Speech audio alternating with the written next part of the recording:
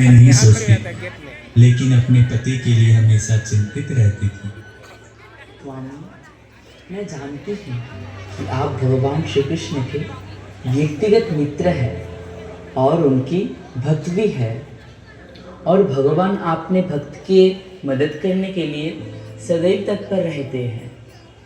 यदि आप सोचते हो कि आप भगवान के भक्त नहीं हो तो उनके शरणागत तो हो ही, और भगवान शरणागत जीव के रक्षक होते हैं और ब्राह्मणों के प्रति तो वो अत्यंत उदार है। इसलिए मैं चाहती हूँ कि आप उसके पास द्वारका जाइए कि वो हमारी इस गरीब अवस्था को अवश्य पहचान लेंगे, और मुझे पूरा विश्वास है कि वो आपको कुछ भौतिक लाभ देने से बिल्कुल भी हिचकिचाएंगे नहीं। पर मुझे उनसे कोई भी लाभ नहीं चाहिए। पर उन्हें सब कुछ ज्ञात है।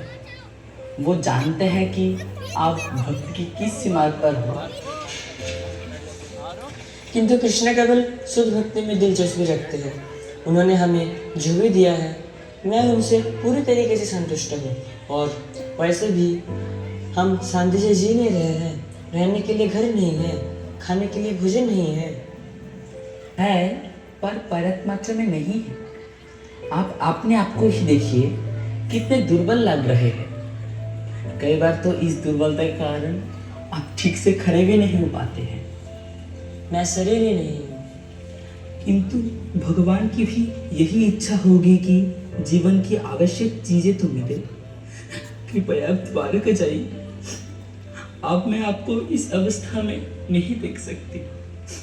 मैं आपसे भीख मांगती हूँ, कृपया आप द्वारका जाइए। नहीं देख सकती मैं ये सब, नहीं देख सकती। अच्छा ठीक है, मैं जाऊंगा। कम से कम भगवान श्री कृष्ण का साक्षात दर्शन तो कर लूंगा। हाँ, यही सही है। आपके लिए यही अच्छा होगा। किंतु मैं उनसे कुछ भी नहीं मांगूंगा, बल्कि मैं उनके लिए कुछ लेके जाऊंगा। लोग कहते हैं किसी मित्र के घर जाओगे तो खाली हाथ नहीं जाते, और कुछ नहीं तो कम से कम 5 सुपारी भी लेके जाना चाहिए। पर हमारे पास तो 5 सुपारी भी नहीं है। हाँ वसुंधरी, हमारे पास तो 5 सुपारी भी नहीं है। जाते ही कृष्ण पूछेंगे मेरे लिए क्या लेके आए हो, भाभी ने मेरे लिए क्या भेजा है। इन सब का मैं क्या उत्तर दूंगा वसुंधरी, क्या उत्तर दूंगा। अब हम क्या करें, हमारे पास तो कुछ भी नहीं है। क्या करें, हमारे पास तो कुछ भी नहीं है वसुंधरी, अब क्या करें। रुकिए रुकिए, अभी आइए।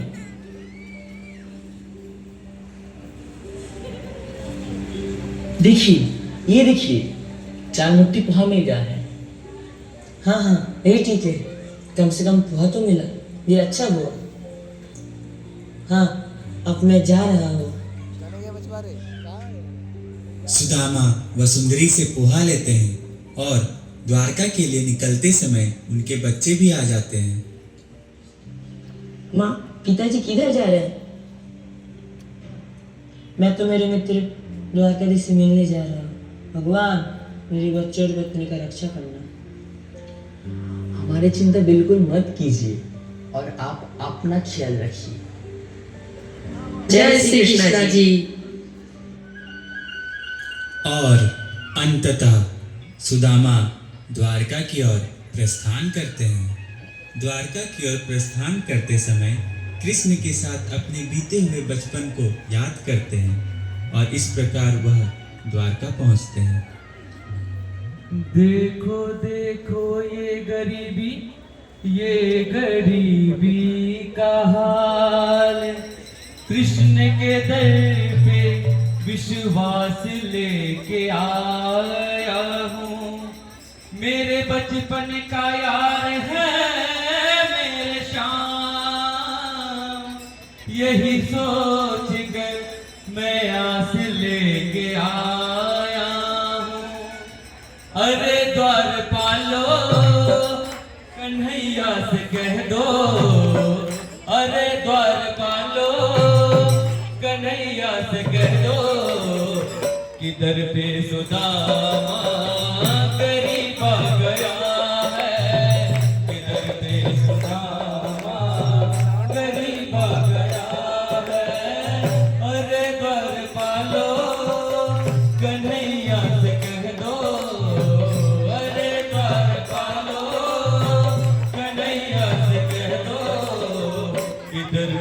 सुदामा करीब आ गया है, किधर में सुदामा करीब आ गया है। नजर पे है पगड़ी, नजर पे है जामा, नजर पे है पगड़ी, नजर पे है जामा। बता दो कन्हैया को नाम है सुदामा, बता दो कन्हैया को नाम है सुदामा। एक बार मोहन से जा कर के कह दो, एक बार मोहन से जा कर के कह दो, मिलने सखावत नसीब आ गया है, मिलने सखावत नसीब आ गया है। सुनते ही दौड़े चले आए मोहन, सुनते ही दौड़े चले आए मोहन, सुनते ही दौड़े चले आए मोहन, सुनते ही दौड़े चले आए मोहन। लगाया गले से सुदामा को मोहन, लगाया गले से सुदामा को मोहन। सुनते ही दौड़े चले आए मोहन, लगाया गले से सुदामा को मोहन।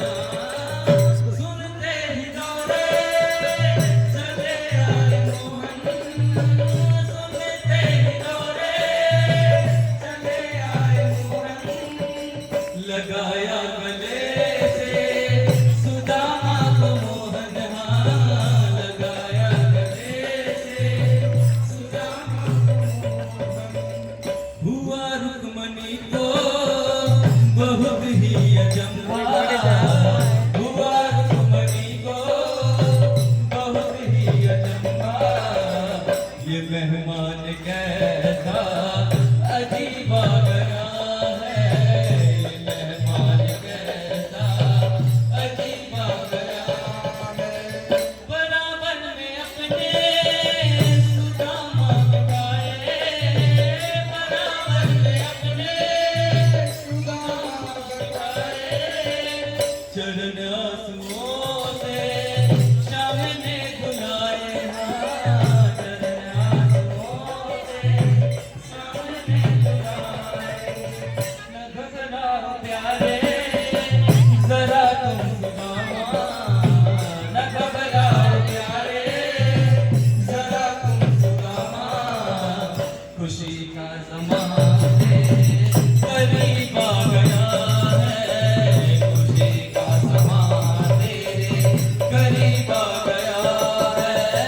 अरे द्वार वालों कन्हैया से कह दो, अरे द्वार वालों कन्हैया से कह दो, इधर में सुदामा करीब आ गया है, इधर में सुदामा करीब आ गया है। सुदामा, तुम्हें निश्चित ही हमारे गुरुकुल के दिन याद होंगे।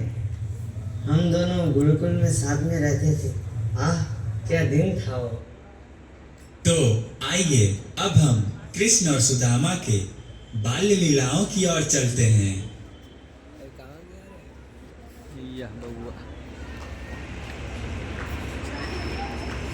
सुदामा, सुदामा, लगता है हम रास्ता बदल गए हैं। कृष्णा, कृष्णा, तुम कहाँ हो? फिर एक दूसरे को पुकारते पुकारते दोनों एक दूसरे से मिल जाते हैं। अरे कृष्णा, सुदामा, कृष्णा, कहाँ थे तुम? मैं तो तुम्हें ही ढूंढ रहा था। सुदामा, लगता है हम रास्ता भटक गए हैं। अच्छा, अब क्या करें? चलो वहाँ देखते हैं। हाँ कृष्णा, मुझे याद है सूखी लकड़ियाँ जमा करते करते हम घने जंगल में चले गए थे। बहुत ही अंधेरा हो गया था। अचानक तूफान भी आ गया था। आकाश में बादल भी छा गए थे। सुदामा, लगता है ज्वाला की वर्षा होने वाली है। तेज हवा भी चल रही है। जहाँ देखो पानी ही पानी। पता ही नहीं चल रहा था कि आश्रम का रास्ता किस दिशा में है। वो भारी वर्षा याद है तुम्हें? हाँ कृष्णा, वो वर्षा नहीं थी, एक प्रकार का विनाश था। रात का तूफान, भारी वर्षा, हमें बहुत ही तकलीफ होने लगी। समझ में नहीं आ रहा था किस दिशा में जाए। फिर हम दोनों एक दूसरे के हाथ पकड़कर जंगल से बाहर निकलने के रास्ता ढूंढने लगे। ऐसे कठिन परिस्थिति में हम दोनों पूरी रात एक पेड़ पर बिताए। कृष्णा, पानी भर रहा है। हाँ, अब क्या करें? चलो उस पेड़ पर चढ़ जाते हैं। सुदामा, संभल कर लकड़ियों को नीचे मत गिराना। जब कृष्ण पेड़ पर चढ़ रहे होते हैं तब तीव्र भूख के कारण सुदामा गुरु माँ के दिए हुए चने को निकाल कर खाने लगते हैं। सुदामा, तुम क्या कर रहे हो? मुझे भूख लग रही थी कृष्णा, चने खाया ना। पहले ऊपर तो आओ, पानी भर रहा है। हाँ, आया। गुरु माता ने हमें सूखी लकड़ी लाने के लिए भेजा था और तुम अकेले अकेले ही चना खा रहे थे ना? कृष्णा, चना ही तो था, मुझे भूख लगी थी तो खा लिया। तुम मुझे भूल गए सुदामा, लेकिन मैं तुम्हें कभी नहीं भूलूंगा, कभी नहीं। प्रातःकाल जब हमारे गुरुदेव को हमारे अनुपस्थिति का पता चला, ने अपने शिष्य को हमें ढूंढने के लिए भेजा। वो शाम उनके साथ निकले। जब वो जंगल में आए तो उन्होंने हमें उस दुख अवस्था में देखे और बड़े ही सहानुभूति से उन्होंने कहा, प्रणाम गुरुदेव। प्रिय बच्चों, एक प्रसन्नता की बात है, तुमने मेरे लिए इतना कष्ट उठाया। हर व्यक्ति सबसे पहले अपने शरीर के बारे में सोचते हैं, परम तुम दोनों अपने गुरु के प्रति इतने प्रामाणिक हो कि अपने शरीर के सुविधा का विचार किए बिना तुमने मेरे लिए इतना कठिन कार्य किया। इसलिए मैं इतना प्रसन्न हूँ। प्रामाणिक शिष्यों के लिए अपने गुरु के ऋण से मुक्त होने का यही एक महत्वपूर्ण तरीका है। शिष्यों का एक कर्तव्य है कि वो अपने गुरु के ऋण संपूर्ण जीवन समर्पित करे। मैं तुम्हें आशीर्वाद देता हूँ कि तुम्हारे सारी इच्छाएं और आकांक्षाएं पूरी हो। वेदों का जो ज्ञान तुमने मुझसे प्राप्त किया है वो सदैव स्मरण रहे और वेदों के उद्देश्यों को बिना किसी बाधा के पूरा कर सको। इस जीवन में या अगले जीवन में तुम्हें कभी कोई निराशा ही नहीं होगी। आयुष्मान भव। सुदामा, तुम्हें स्मरण होगा गुरुदेव के आश्रम में रहते हुए इस तरह की घटनाएं घटी। इससे हम समझ सकते हैं कि गुरु के आशीर्वाद के बिना कोई भी व्यक्ति संतुष्ट नहीं हो सकता। केवल गुरु के आशीर्वाद से ही व्यक्ति सुख, संतोष और समृद्धि प्राप्त कर सकता है और मनुष्य जीवन का उद्देश्य को सफल बना सकता है। ये कृष्ण, आप प्रत्येक जीवात्मा के परम भगवान हैं और परम गुरु हैं। गुरुकुल में मुझे आपके साथ रहने का अवसर प्राप्त हुआ है, इसलिए मुझे लगता है कि वैदिक कर्म और मनुष्य जीवन के पूर्णता के लिए आवश्यक सभी चीज़ें, धर्म, अर्थ, काम, मोक्ष, इन सब का एक ही स्रोत है और वो स्रोत आप ही हैं कृष्ण, आप ही हैं।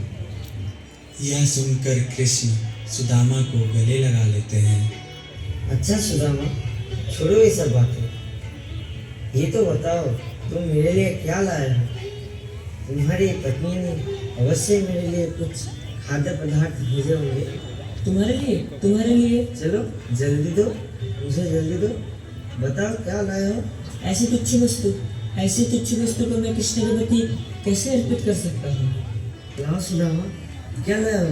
दो दो। अरे कृष्णा, दो। अरे कृष्णा, अरे कृष्णा, दो। अरे कृष्णा नहीं, अरे नहीं, दो। नहीं कृष्णा, दो।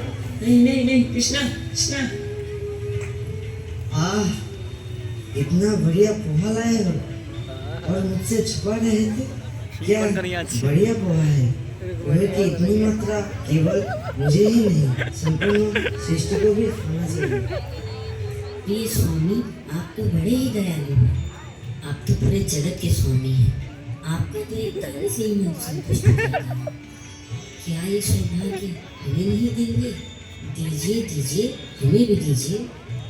सुदामा, तुम्हारी दशा देखकर मुझे बहुत दुख हो रहा है। तुमने मेरे लिए इतनी दूरी तय की और अपने लिए कुछ नहीं सोचा। बताओ सुदामा, तुम्हें क्या चाहिए? ये कृष्ण, मैं आपके पास कुछ मांगने नहीं आया हूँ, मैं सिर्फ आपके दर्शन करने आया हूँ। आपने मुझे जो भी दिया है उसमें मैं पूरी तरीके से संतुष्ट हूँ। सुदामा, मैं तुम्हारा मित्र हूँ। क्या तुम्हें लगता है कि मैं तुम्हारे मन की बात नहीं समझता? तुम्हारे